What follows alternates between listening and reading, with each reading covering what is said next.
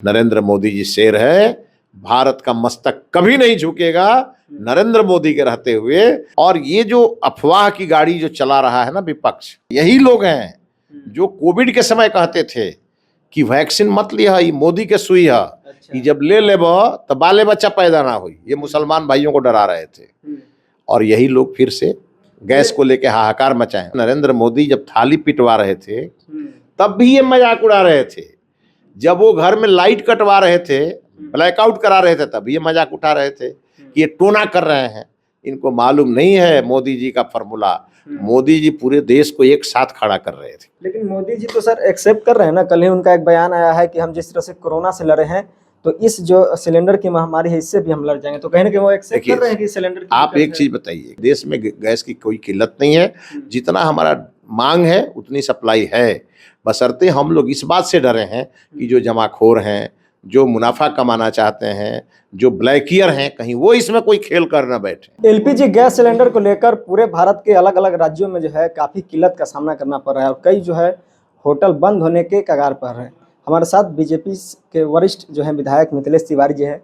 कहा जा रहा है सर, तो सवाल उठ रहा है कि पहले जो है नोटबंदी में जनता लाइन में लगी, उसके बाद कोरोना काल में समस्या आई, उसके बाद अब जो है गैस सिलेंडर के लिए लोग लाइन में लग गए। अच्छा आप बताइए, जितने सुधार हुए क्या देश हित में नहीं था?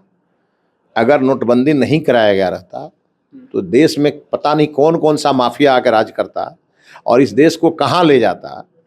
तो मोदी जी का नोटबंदी तो देश के गरीबों के लिए बहुत बड़ा अवसर लेके आया।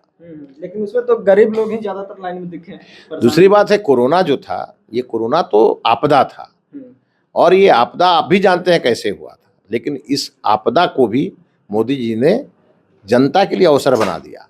और आपने देखा दुनिया में पहली बार ऐसा हुआ कि भारत ने पूरे विश्व को बचा लिया और अपने वैक्सीन के माध्यम से।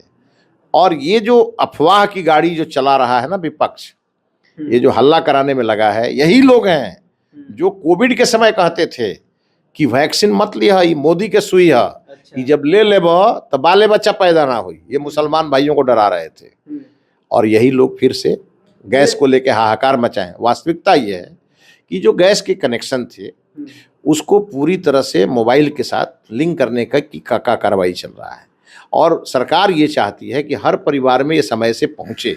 आपने देखा होगा कि अब तो डायरेक्ट घर में भी गैस पहुंचाए जा रहे हैं। गैस की किलर रहती तो वो भी बंद हो गया रहता।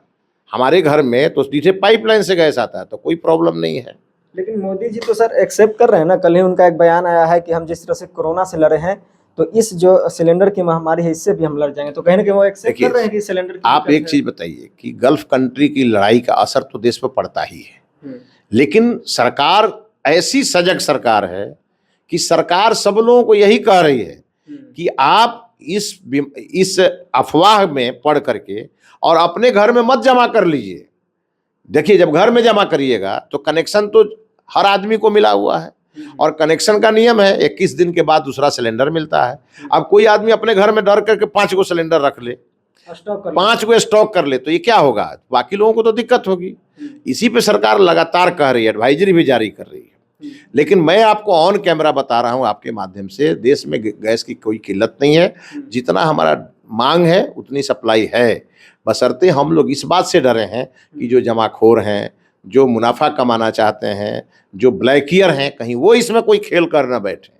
इसीलिए इसको प्रधानमंत्री जी ने कहा है कि इस आपदा से भी हम निपटेंगे। लेकिन आप सर युद्ध की बात किए, लेकिन जिस तरह से विपक्ष भी कर रही है कि हमारा जो है दोस्ती ईरान से था, लेकिन मोदी जी जो है इजराइल से जाकर मिलते हैं, तो कहीं ना कहीं जिस तरह से ईरान के रास्ते जो है पेट्रोलियम गैस वगैरह आते हैं तो इसका नुकसान तो भारत को। देखिए, ये जो हमारा विपक्ष है ये कभी विदेश नीति को समझा ही नहीं आज तक। अगर विदेश नीति को समझे रहते ये लोग तो देश में आलूल जलूल समझौते नहीं हुए रहते। और आज देश जिस हालत में मोदी जी के हाथ में मिला था और मोदी जी ने जहाँ से उठा के जहाँ पहुँचा दिया, आज हमारा भारत पिछलग्गू नहीं है किसी का। आज हमारा भारत विश्व में नेतृत्व करता हुआ दिख रहा है। ये हमारे प्रधानमंत्री जी के विदेश नीति का ही कमाल है। और मैं आपको कहूँ, इन सबको कहिए, समझाइए, आप भी समझाइए, आप भी देश के नागरिक हैं। इनको ये कहिए कि जैसे नरेंद्र मोदी जब थाली पिटवा रहे थे तब भी ये मजाक उड़ा रहे थे, जब वो घर में लाइट कटवा रहे थे, ब्लैकआउट करा रहे थे, तब ये मजाक उठा रहे थे कि ये टोना कर रहे हैं। इनको मालूम नहीं है मोदी जी का फॉर्मूला। मोदी जी पूरे देश को एक साथ खड़ा कर रहे थे और वही मोदी जी जब वैक्सीन लेके आए तो इन लोगों ने उसमें भी अफवाह फैलाया कि ये जो सुई जो लेगा उसको बाले बच्चा नहीं पैदा होगा। ये मुसलमान भाइयों के बीच इन लोगों ने फैलाया और अपने मुंह में थी लगा करके मुंह के ऊपर पट्टी लगा के, क्या बोलते थे उसको, मास्क लगा करके, और ये लोग जाके अपने ले लेते थे और जाके मुसलमान भाइयों को भड़काते थे। मैं खुद गया था बख्तियारपुर के गांव में और वहां लोगों ने मुझसे कहा, और बाद में लगभग सब लोगों ने ये वैक्सीन लिया और उसके बाद वैक्सीन तो जीवन रक्षक निकला, कहीं से भी वंशावली को रोकने वाला तो नहीं निकला। विदेश नीति पर ही सर कहा जा रहा है कि प्रधानमंत्री कहीं ना कहीं अमेरिका से झुक रहे हैं, परमिशन पर जो है रूस से वो तेल खरीदने की बातें कर रहे हैं। अभी तो दिखिए गया होगा कि प्रधानमंत्री जी कहाँ खड़े हैं और अमेरिका कहाँ खड़ा है। ये सब की बात हो रही है कि इन लोगों को समझदारी नहीं है। देखिए, शेर हमेशा 4 कदम पीछे झुकता, जब जाता है तब आगे 10 कदम का शिकार करता है। नरेंद्र मोदी जी शेर है, भारत का मस्तक कभी नहीं झुकेगा। नरेंद्र मोदी के रहते हुए